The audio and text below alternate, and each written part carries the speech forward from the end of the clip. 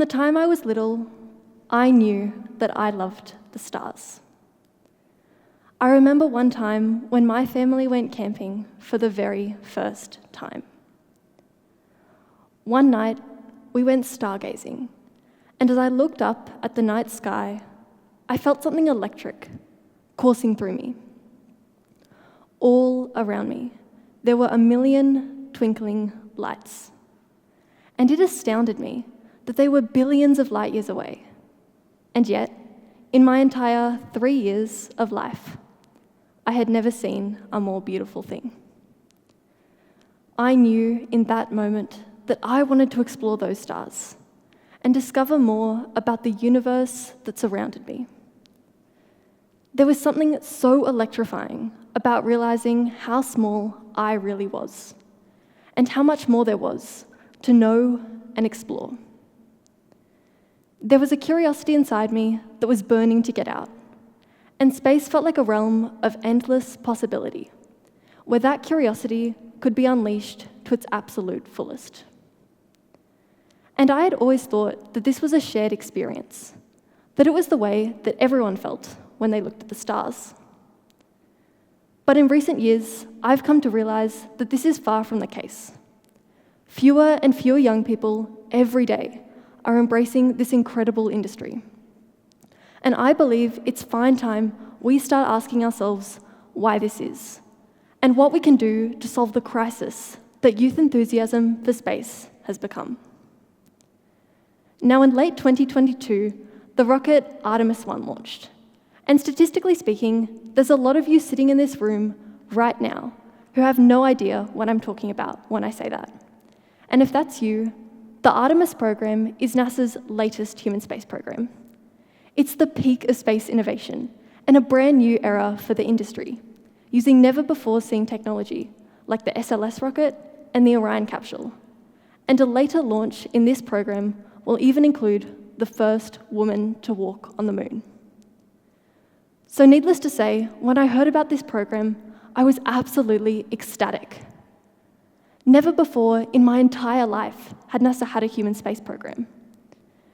Never before had I had the opportunity to watch such a massive launch in real time.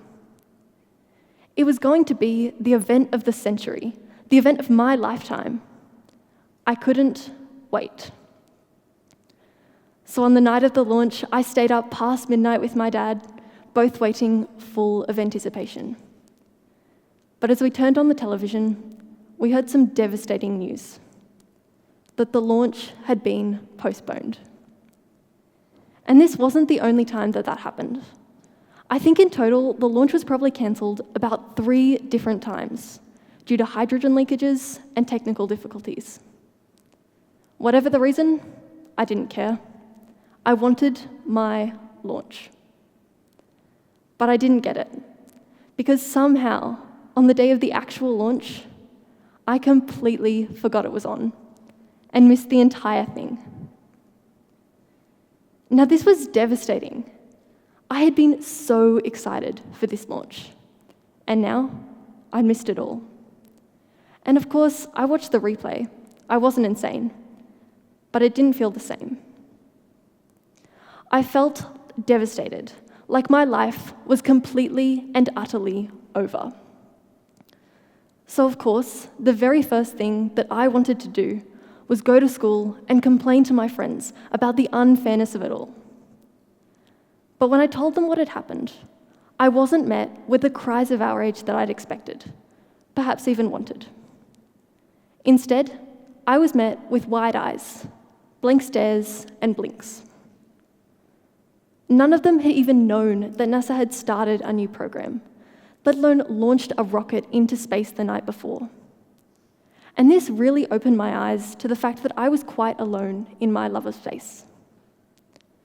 And since this day, I've had countless similar interactions, and it breaks my heart to see the industry that I fell in love with at such a young age being completely abandoned by those around me.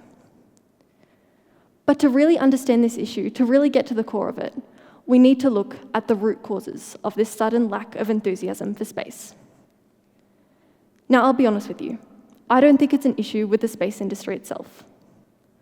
Call me biased, but I do not believe it's because people think that space is boring or irrelevant. Instead, I think that this problem is merely a symptom of a much greater general fear. Space has always been viewed as a parallel to the future. We see it in futuristic literature, screen adaptations, and art. And a lot of the time, the discoveries made in the realm of space have lined up with human evolution and discovery.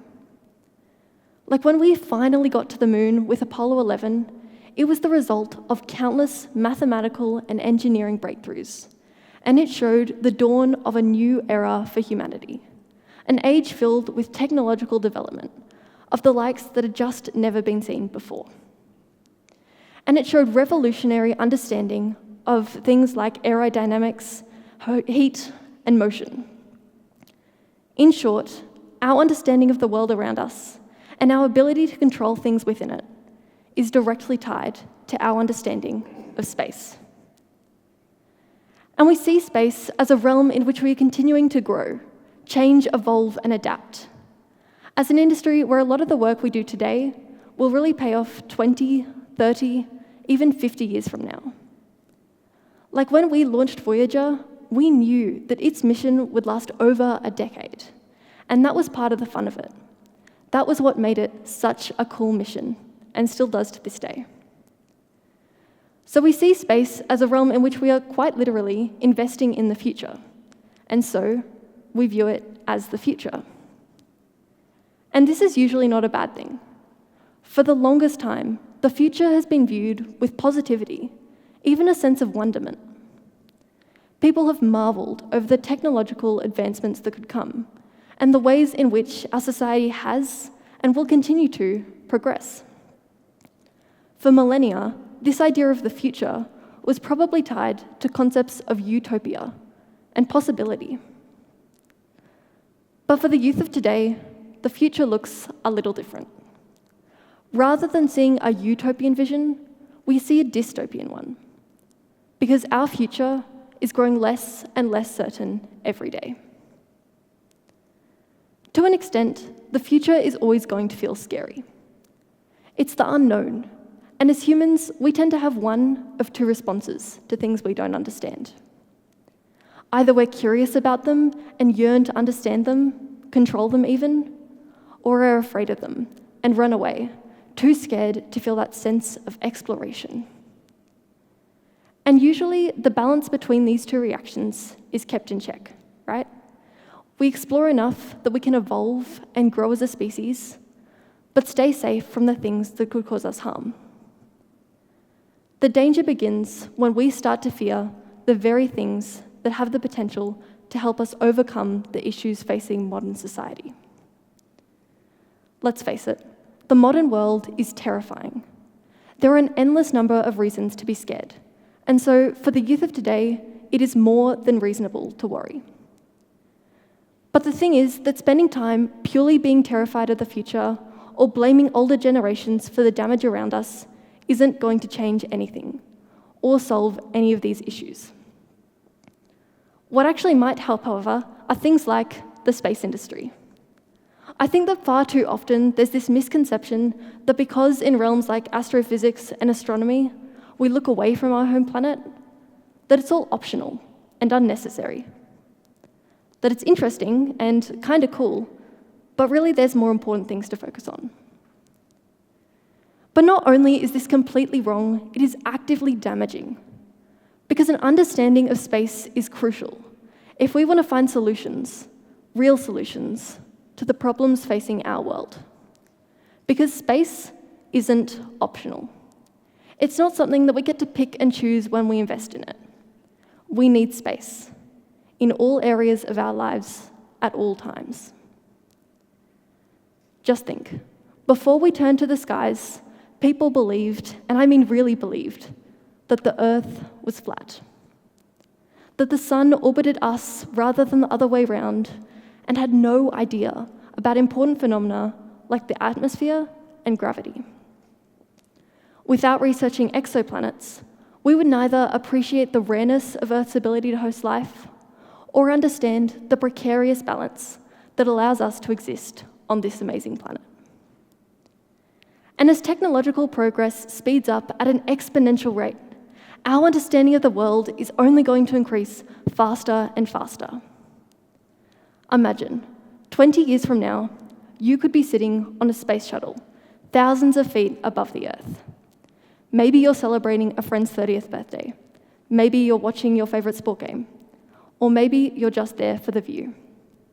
Because space travel could be a commercial phenomenon. Amazingly, this is something that's already started to happen, thanks to companies like SpaceX and Blue Origin. Humanity could have landed on Mars.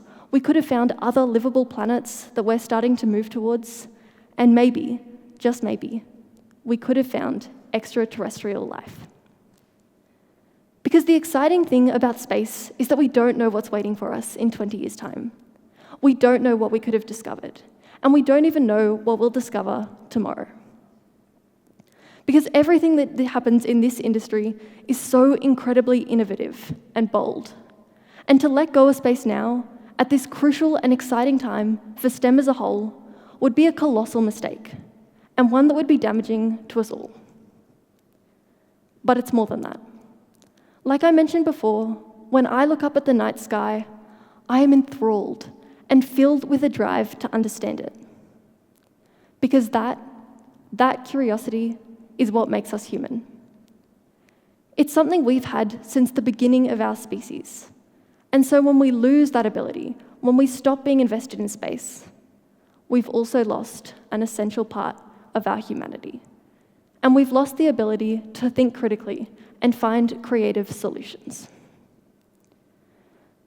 So how can we solve this problem? How can we actually move towards a world that we don't have to worry about these dystopian future predictions, and where interest in space is flourishing once again? Well, for one thing, we need the media to actually give space its attention. When something as huge as a new human space program is announced, that should be making headlines. Now, the day of the Artemis launch, I scoured the newspapers for any mention of it. I was so confused as to how an avid space lover, like myself, could have possibly missed this launch. So I looked in the Canberra Times, the Australian, and even the Sydney Morning Herald. And when I found no mention of the launch there, I turned to international papers from Ireland, England, Japan, Mexico, India. And in all of those papers, I found not one mention of the launch. Not one. And this is absolutely outrageous. When Apollo 11 launched, you would have been hard-pressed to find a single newspaper across the globe that didn't portray news of the launch. To find a front page that didn't have the words "Man on the Moon" proudly emblazoned on the front.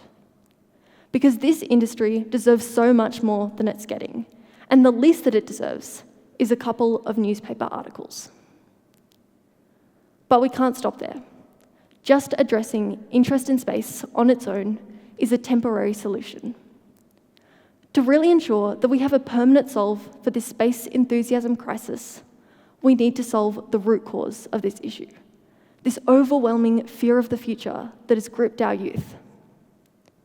We need to find solutions to this, and we need to find them quickly. And the way that we can accomplish this is really simple. It's by listening to youth voices, by allowing the youth to voice their fears, thoughts, and concerns about the future, by accepting that they are equally, if not more, important on the subject of the future. Because not allowing these voices to be heard is what has led us to this point, where that fear has grown so large that it's overpowered our inherent human curiosity. An asset which its value is not to be underestimated. Curiosity is a weapon of change. It's a way of envisioning the world in new and unexpected ways, and it is what gives us the courage to forge ahead and find creative solutions. So it's time for the youth to be curious.